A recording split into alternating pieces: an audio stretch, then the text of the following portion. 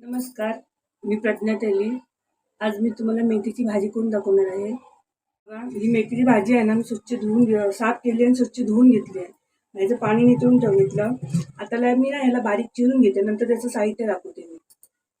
हे बघा, भाजी कापून झालेली आहे. आता मी त्याची 2 मोठे कांदे घेतले आहेत, 4 ओल्या मिरच्या, ओलं खोबरं, कोथिंबीर आणि भिजवलेली मूग डाळ घेतली आणि मीठ. ती कढई तापत ठेवली आहे. आता मी तेल ओतते.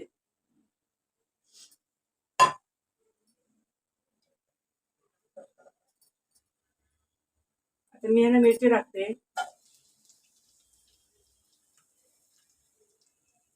आणि मिरच्या थोडा गरम म्हणजे भाजायला देते. मिरच्या थोड्या भाजून घेते.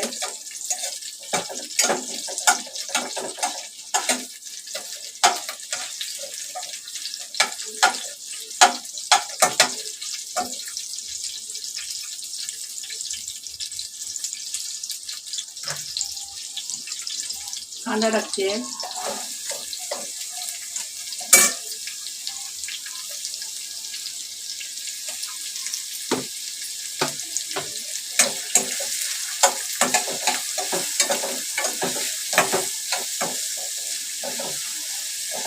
कांदा भाजून झालेला जास्त करपवायचं ना, फक्त ब्राऊन कलर त्याचा चेंज झाला पाहिजे, बस एवढाच भाजायचा. पूर्णपणे भाजायचा नाही कांदा.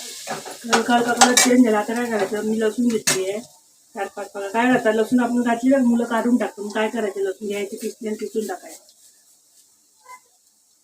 जराची पिसून टाकायची, म्हणजे ती सगळीकडे लागते पण आणि मुलं खातात. मुलांच्या पोटात पण जाते. त्यांना लसूण जेवणात भेटली का त्याला कंटाळा येतो खायला. वेळी अशी लसूण घ्यायची, त्या तेलावर परतवायची.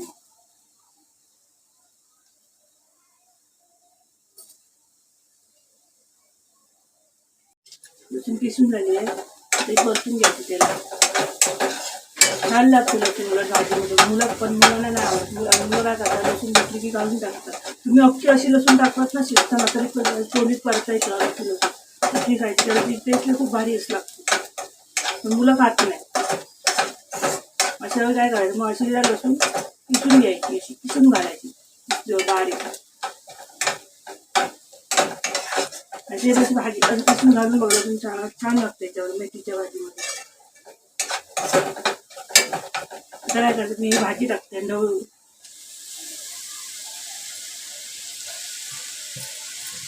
ही भाजी आहे ना, आज गॅसवर करायची. झाकण वगैरे काय ठेवायचं नाही त्याच्यावर. मुगाची डाळ,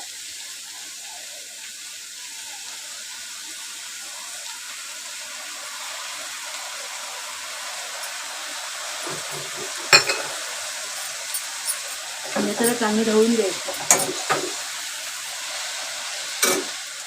आता ढवळून द्यायचं.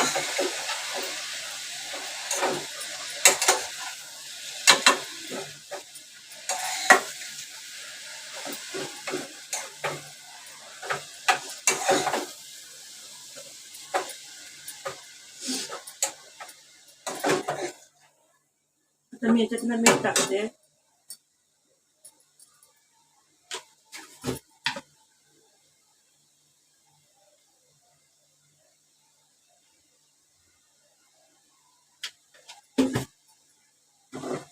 किंचितशी साखर टाकायची. साखर तुम्हाला आवडत असेल टाका. मला टाकायची सवय आहे साखर मेथीच्या भाजी. बाकी कुठल्या भाजीमध्ये नाही टाकत, पण मेथीच्या भाजीमध्ये मी थोडीशी साखर टाकते. नंतर सगळी ढवून घ्यायची.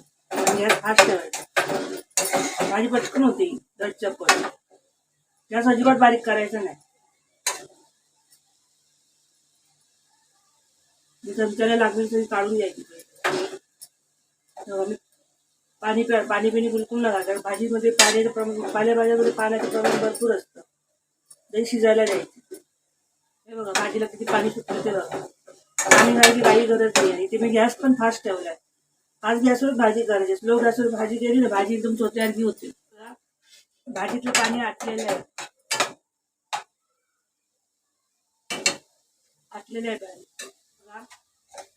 भाजीतलं पाणी आटलेलं आहे. आता मी याच्यात ना खोबरं, कोथिंबीर आणि ढवळून घेते पहिलं.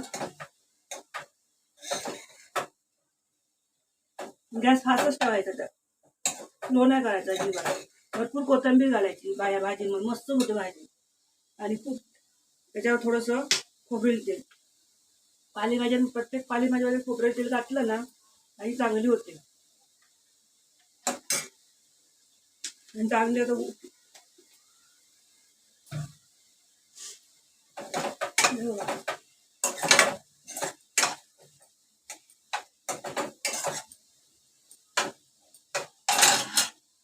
2-3 मिनिटात अशी फिरवून घ्यायची. खोबरेल तेल घालायचं, खोबरं टाकायचं आणि कोथिंबीर भरपूर टाकायची भाजीमध्ये. मस्त लागतं कोथिंबीर. मी नेहमी टाकते पालेभाजी मेथीच्या भाजीमध्ये ना कोथिंबीर टाकते. सेम अशी करून बघा. हे बघा, झाकण न ठेव, अजिबात ठेवलं नाही, पण खाली लागली पण नाही. गॅस फास्ट ठेवून मी भाजी केली. पण गॅस फास्ट ठेवला तर तिथेच खायचं, बाजूला कुठे जायचं नाही.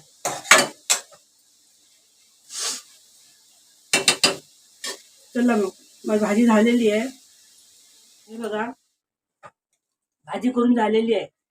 आधी भाजी ना 5 मिनिटं अशी उघडी ठेवायची. याची ना वाफ द्यायला द्यायची, कारण लगेच तुम्ही जर झाकण ठेवलात ना त्या भाजीवर तर ती वाफ आहे ना, वाफेचं तर पाणी परत तर भाजी परत चिकचिकी होणार, पाणी पाणी होणार त्या भाजीचं.